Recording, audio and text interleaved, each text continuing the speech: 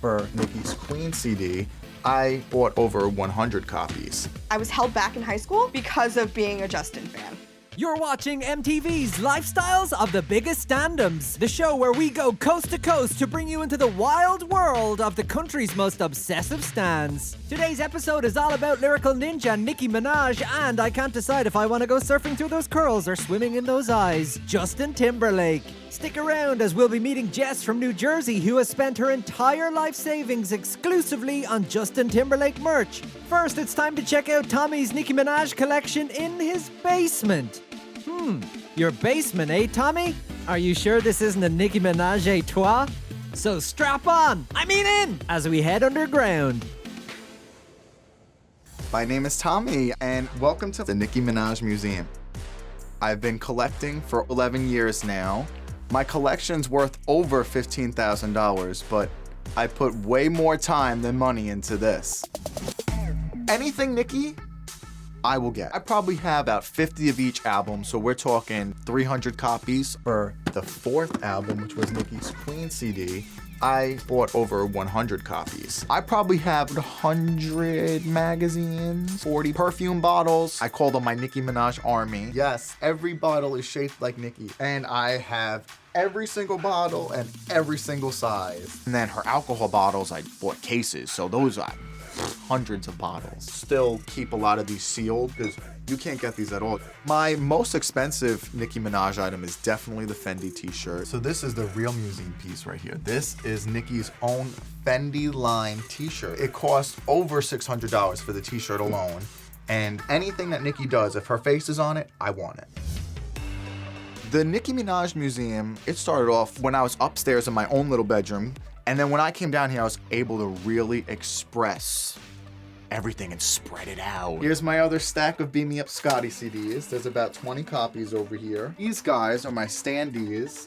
I love when I get lucky and I get a Nicki stand-up. Another big part of my collection is my 6-foot cutout of Nicki. I call them all for almost 30 days, every single day, pleading not to give away the poster because it only can go to this collection. I've seen Nicki over 50 times in person, probably met her about 25 times. This wall is all the Nicki autographs that I've gotten by myself throughout the years. And these are all the wonderful pictures that she's taken with me. No artist has had the connection with their fans like Nicki does. It's more of like a friend, family thing she sees us rather than just like, oh, crazy fan, spending money and, listening to her music. This picture is from an actual dinner that I had with Nicki. And that dinner came about because Nicki felt really bad that she couldn't stop for us the night before at a club appearance. And she messaged us all individually to come to her hotel. And she hung out with us for a couple of hours, bought drinks, food, previewed new music. She made it really, really special. She sprayed her new perfume on us. It just felt like we were sitting with an old friend. Seeing her in person, it was life-changing. And little did I know, all these years later, she'd be calling me by my first name after meeting her so many times. Nicki, a couple years ago, picked a few people that she wanted to pay their tuitions for. She went on Twitter and said, all right, Barbs, tweet me your transcripts and your bill for school. And I just did it. You never expect. And then a couple weeks later, I got a DM at like 3 a.m. congratulating me, saying that I was chosen. And I was like, no freaking way. She picked like 25 of us and she paid the amount to my school. That money helped so much with me because I was able to buy other things and expand my collection some more. This autograph right here is another special one. I got this at the 2018 VMAs, and I was actually physically there to see Nicki perform. I won tickets to go, and me and my friends, we waited all day. I got there at 6 o'clock in the morning, but I got front row, and if you were watching the VMAs, you'll see me right in the barricade with my friends. Nicki is my number one. I will do anything for her. This tattoo was the Chun-Li single. This is my Nicki autograph. And it's one right here. It's actually the same tattoo that Nicki has. When she first saw it, she grabbed my arm and she's like, is this real? And I said, yes, Nicki, it's real. And she said it was beautiful and she hugged me. Over the years, I've definitely spent about $15,000. Perfumes, probably around $3,000. Magazines, probably around 2,000. CDs, I probably spent about $3,000. You know, everything is a collector's piece, but when you see CDs like this is to support. Whether it's buying 100 of the same thing, waiting hours to see her. I am a huge Nicki supporter, but she gives the energy back to her fans. It's not like it's just a one-sided street. Nicki loves us, and we love her too. Nicki means the absolute world to me. I don't know what I would do without her, her music. They all think I'm crazy. My friends think I'm crazy. My family thinks I'm crazy, but in a good way, because they know how much she's done for me. They know I love her. Everyone now knows me instead of Tommy Baxter, I'm Tommy Minaj. And everyone knows me for being the big Nicki Minaj fan. Oh, there goes the Nicki fan, because I always go all out. Well, that was good, clean fun. Thanks for not locking us in your basement, Tommy Minaj. Let's head on over to investigate Jess's JT worshipping lifestyle. What exactly does spending your entire life savings on Justin Timberlake look like? I guess we're gonna find out. Hi, I'm Jess. I'm the biggest Justin Timberlake fan. I have the best collection. Come on in and check it out. Welcome to my bedroom. Been a Justin Timberlake fan since 1997. My collection over the years has evolved from a scrapbook with tiny stickers of Justin to literally my entire room.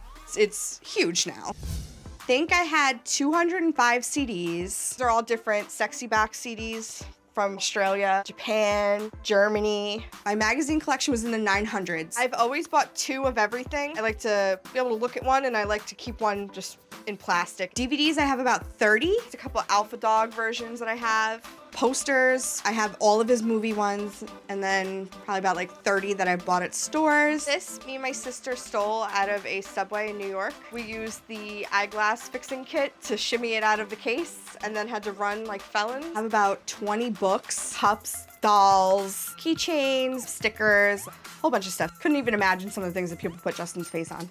This is a backstage pass replica that came inside NSYNC's Fruit Snacks. This is an insert from Justin's napkin display at his restaurant in the Upper East Side. It's been closed since, but I kept it. Here in America, I'm Lovin' It was never really released, but in Mexico, it came with your Happy Meal, so I had to pay $75 to get it. My friends and family think that I'm absolutely crazy. None of them understand. When Justin got married, my one aunt called me and she was like, "Are you okay?" These 2 up here are the 2 most collectible items any JT fan knows. These were taken off the press because of 9/11, obviously for the nature of the shoot. There's probably about like maybe 50 in circulation, and I have it. So I actually have 2 Justin-inspired tattoos. Sexy Back was his first #1, so I went and got the barcode from it. And then I always said that if I got to meet him, I would have him autograph my arm, and I'd go get it tattooed. So the night of the New Yorker Festival for The Social Network, it finally happened. And I went to go see him on a TV show the next morning, and he came right over, and he was like, "Let me see it." So I showed him, and then he suggested I put little stars around it. So, you know, Justin says do it, gotta do it. My cousins always joke and say that I see Justin more than I see them. And it's probably true. Saturday Night Live, we've waited in line a week to get standby tickets. They didn't allow you to have cameras or phones in the TRL studios, but I hid my little camera under my sleeve and I just was blindly snapping away, and the picture came out amazing. I went to his autograph signing at Virgin Megastore, waited 3 days in line, and that is how this lovely little pen became a collectible. He accidentally picked up my Sharpie and started signing with it. My friends dared me to ask for it back. He chewed on it, and I stole it. We still have his teeth marks. So actually, I was held back in high school because of being a Justin fan. I had missed so many days to go to TV tapings, movie premieres, album signings, concerts, that my principal put me on academic probation. So rather than graduate in May, I graduated in January the following year. I stopped counting the amount of times I've seen Justin live, but I always go to each tour about like 10 times. There's been summers where we don't eat for a couple days to afford tickets. Unless he's gonna be sweating on me, I'm not going. This was from one of my first concerts of Justin's. I wanna say it's 98, 99. This one was Yankee Stadium during the Jay-Z and Justin Legends of Summer tour. 1998, 2013. On Justin Timberlake, I think over the years I've definitely spent roughly $200,000, and about 80-90 of that was concert tickets. I absolutely love every single thing about Justin Timberlake. I do everything for him. I've traveled, I've waited on street corners. I graduated a semester late. On the level of like 1 to 10 of standum, I am definitely at the top.